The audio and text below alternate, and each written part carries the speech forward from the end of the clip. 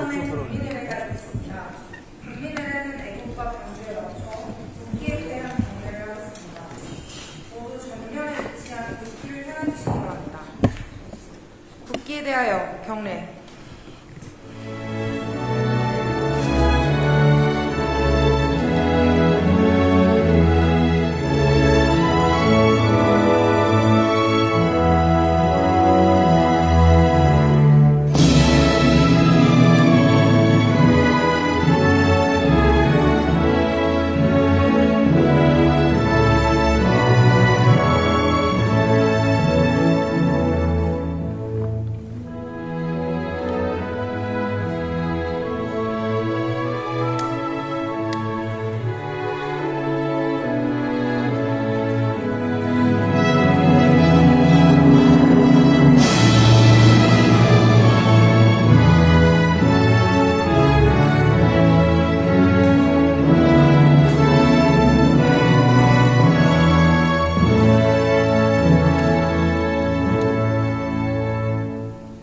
바로 모두 자리에 앉아주시기 바랍니다.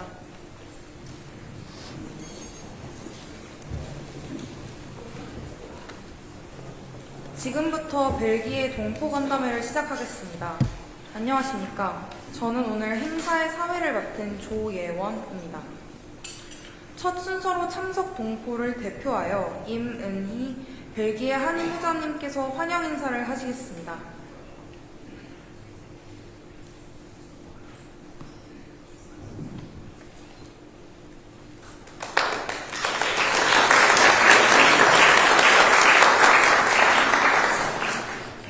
존경하는 대통령님, 여사님, 친애하는 한국 동포 여러분, 안녕하십니까. 벨기에 한인회장 이문희입니다.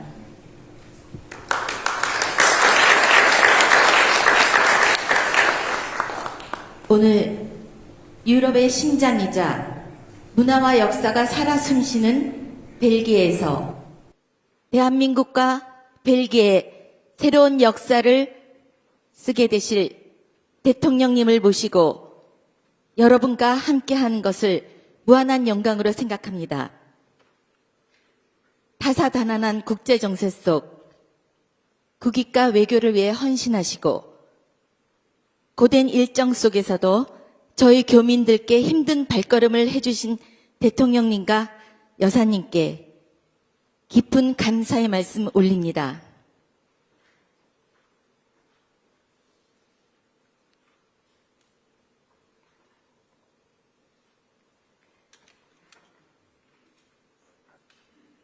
여러분, 우리에게 이토록 가슴 벅찬 역사와 감동을 선물해 주신 대통령님은 벨기에를 방문하셨던 역대 대통령님들 중에서 최초로 교민 간담회를 마련해 주셨습니다.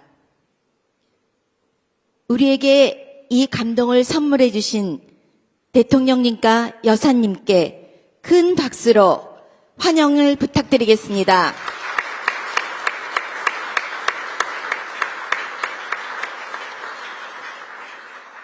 존경하는 대통령님, 한국과 벨기에는 1901년 수교를 시작하여 1950년 6.25에는 혈맹의 관계로 소중한 인연을 이어오고 있습니다. 그 소중한 우정의 토대 위에서 저희 한인회는 작지만 단단한 공동체로서 성장하여 여러 곳에서 성실함과 품격으로 대한민국을 빛내며 신뢰를 쌓아가고 있습니다. 작년에는 유럽 한인사회 최초로 브뤼셀 생질 시청사에서 한인 송년회 밤 행사를 진행하여 많은 분들의 찬사를 받았습니다. 이 모든 결과는 나날이 발전하는 모국과 자유민주주의를 염원하고 실행하는 대한민국의 위상이 든든한 버팀목으로 자리하여 주셨기에 가능한 일이었습니다. 존경하는 대통령님, 대통령님의 방문으로 새로운 역사가 쓰여질 것을 확신합니다. 저희 벨기에 교민들도 대한민국의 번영과 평화를 위하여 한마음으로 각자 맡은 바 민간 외교의 최전선에서 양국의 가교 역할을 할 것을 약속드립니다. 대통령님의 방문이 커다란 결실을 맺기를 바라며 다시 한번 진심으로 환영합니다.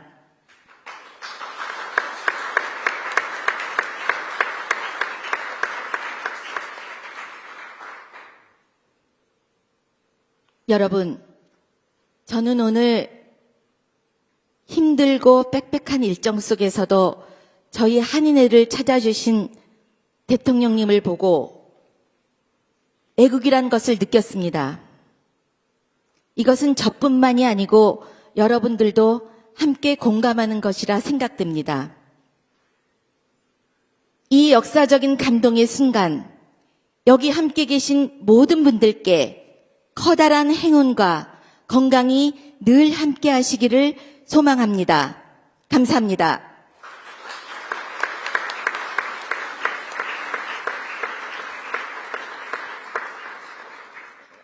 이문희 벨기에 한인회장님, 진심 어린 환영사 감사합니다.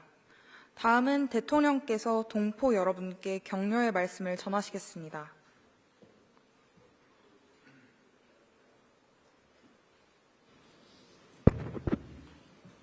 네, 여러분 반갑습니다.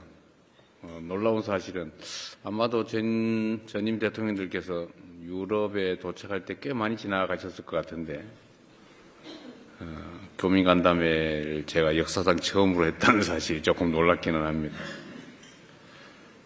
이곳 교민들 수가 대개 한 5,000명 교민, 그러니까 재외 국민 더하기 동포, 국적을 갖지 않지만 대한민국에 전에 국적을 가졌거나 부모가 또는 많이 선대들이 대한민국 국민이었던 분들의 자손들, 동포라고 부르죠. 이분들이 한 5,000명 정도 된다고 하는데 사실 국가 단위로 보면 그렇게 크지는 않아서 아마 그랬을 수 있을 것 같습니다. 그런데 지금 좀 전에 얘기했지만 벨기에가 유교에 참전을 해가지고 당시에 106명이 전사를 했다고 해요. 국가 규모에 비하면 상당히 많은 수가 참전했고 많은 수의 전사자가 있었습니다. 그 숫자나 이런 비교를 해보면 5,000명 교민도 결코 적은 수는 아니죠. 제가 전 세계를 다니면서 이제 그런 생각이 듭니다.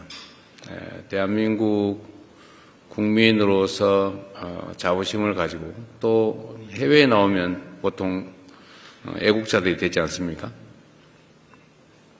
국내 문제에 대해서도 좀 더 관심 갖게 되고 또 본의 아니게 비교를 당하다 보니까 본국의 위상이나 아니면 세계에서 인정받는 신뢰도 정도에 따라서 대접이 좀 다르잖아요. 안 그런가요? 아마 한 2, 3년 사이에 극적으로 느끼셨을 것 같아요. 그래서 본국이 잘해야죠. 또 교민 여러분들이 대한민국에 대해서 자랑스럽게 생각할 수 있어야 된다라고 저는 생각합니다. 앞으로 그렇게 하려고 노력해요. 재외 국민들 숫자가 수백만에 이르잖아요. 많게는 750만 이렇게까지 얘기하기도 하는데 앞으로 각 국가별로 저는 재외 동포들에 대한 정책을 좀 지금까지와는 좀 다르게 바꿔야 된다고 생각합니다. 우리 여기 대사님도 계시지만 여러분들은 대사님 자주 뵙나요? 말이 없네. 제가 이번에 취임하고 난 다음에 재외 공관장들에게 이렇게 지시를 했어요. 여러분도 아실 텐데 재외 국민들, 동포들과의 면담도 좀 자주 하고 접촉도 좀 늘려서 그것들이 과연 뭘 원하는지 뭐가 불편한지, 어떤 제안을 하고 싶은지를 다 조사를 해보자라고 해서 전 세계적으로 했는데 제가 생각했던 것보다는 의견이 너무 적었어요. 뭐 1200건인가 밖에 안 됐는데 제가 보기에는 한 10배 이상 나와야 정상이죠. 그런데 제가 다녀보면 여러분들이 예를 들면 뭐 벨기에에 사시면서 대한민국 정부가 이런 것들을 좀 했으면 좋겠다, 또는 대한민국의 재외 공간이 이런 역할을 해줬으면 좋겠다라고 하는 것들이 많이 있지 않습니까? 그런데 저는 그게 제로가 될 때까지 먼저 다 해치워야 된다고 생각하는 사람이죠. 그게 재외 공간의 역할이다. 저는 뭐 그게 대한민국으로 치면 우리 대사님이 격화시켜서 기분 나쁠지 모르겠는데 저는 주민자치센터의 동장과 비슷하다 이렇게 생각하죠. 뭐 규모가 크면은 그 이상의 직함일 수도 있지만 결국 우리 재외동포들, 교민들의 의견도 듣고 또 그분들의 불편함도 해결해 가면서 대한민국이라고 하는 하나의 국가의 정체성이나 또는 위상을 그대로 외국 현지에서 실현하는 것도 아니겠어요. 그래서 앞으로 우리 대사님도 우리 교민들과 자주 만나세요. 예를 들면 벨기에에 살고 있는 동포가 대체 어떤 사람이고 뭘 하고 있는지 정도는 최소한 파악해야 된다고 하는 게 제 생각입니다. 그리고 아까 그 얘기도 했던데 제가 얼핏 생각이 났어요. 가끔씩 모임도 좀 가지시고 또 커뮤니티 활동이나 뭐 이런 것들 지원도 좀 해드리시고 보나마나 뭐 한글 학교 지원해달라 이런 소리 할 건데 근데 그런 소리 나오기 전에 또 미리미리 또 지원하고 그래야 되지 않을까 싶습니다. 지금 잘들 하고 계세요. 지금까지 기존에 했던 것과는 좀 다른 재외 공간의 역할을 제가 요구하고 있기 때문에 거기에 맞춰서 이런 저런 일을 하려면 되게 바쁘고 힘들 겁니다. 그럼에도 불구하고 재외 공간의 역할은 지금까지는 뭐 정부의 공식적 역할, 그러니까 정부 대 정부 간의 이 공적 부문의 공식 업무를 처리하는 것만 해도 바빴을 텐데 이제는 그걸 넘어서서 그건 당연한 거고 그걸 넘어서서 문화 산업 진출이라든지 또는 재외 교민들의 그 일종의 플랫폼으로서의 역할을 좀 해줘야 되지 않을까 생각을 합니다. 여러분도 적극적으로 좀 활용을 하도록 하세요.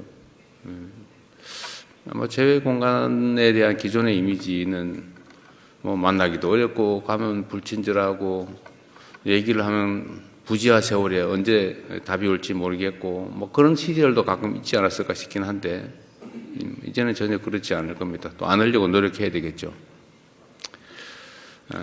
여러분들은 선진국으로 분류되는 대단히 뛰어난 나라죠. 벨기에. 뛰어난 선진국에 사시기 때문에 아마도 대한민국에 대해서 좀 더 각별한 생각이 있을 것 같습니다. 대한민국에 대한 평가가 아주 짧은 시간에 극적으로 바뀌었죠. 그야말로 원조를 받아서 힘겹게 살아가던 가난한 나라에서 어느 날 갑자기 뭐 경제적으로 좀 앞서더니 이제는 세계 문화의 중심 국가처럼 느껴지지 않습니까? 정말로 장족의 발전을 했다고 하죠.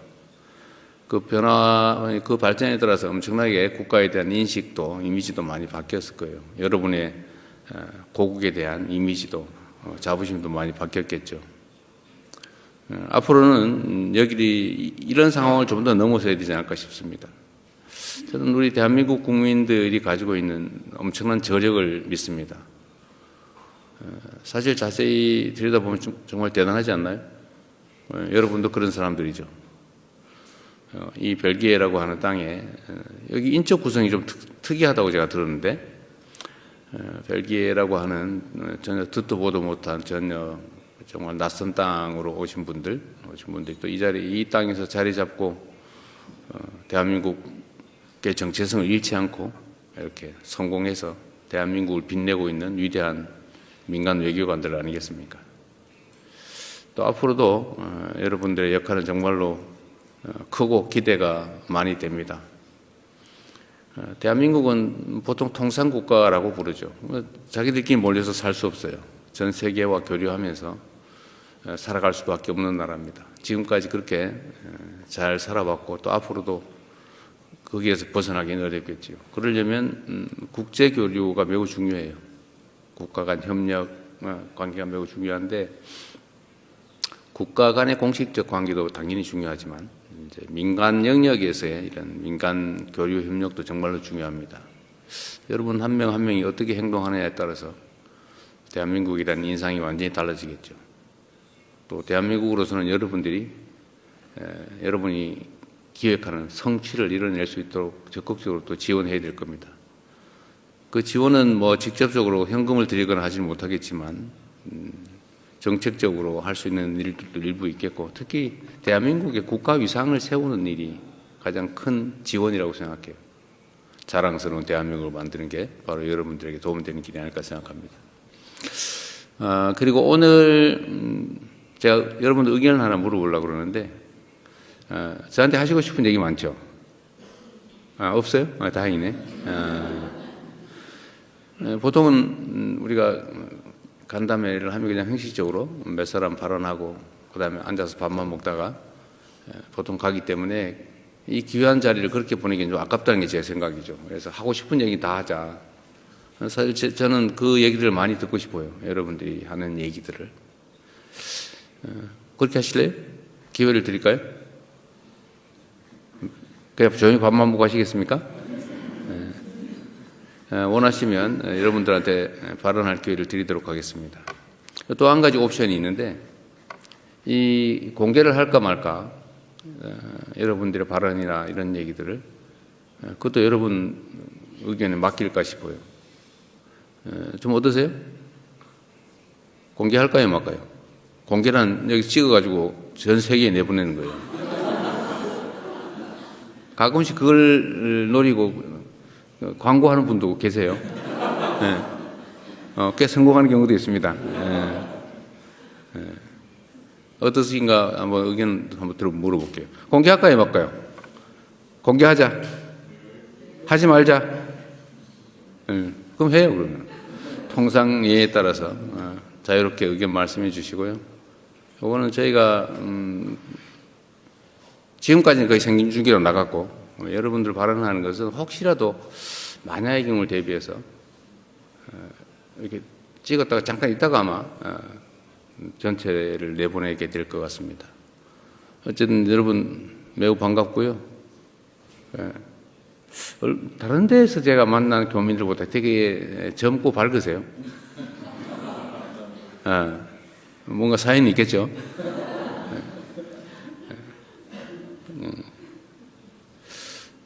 그리고 여러분들 정말로 격변하는 대한민국을 보면서 걱정 많이 했죠. 빠른 시간 내에 또 회복하고 있습니다. 또 앞으로 지금까지와는 훨씬 더 나은 대한민국을 보여드릴 겁니다. 감사합니다.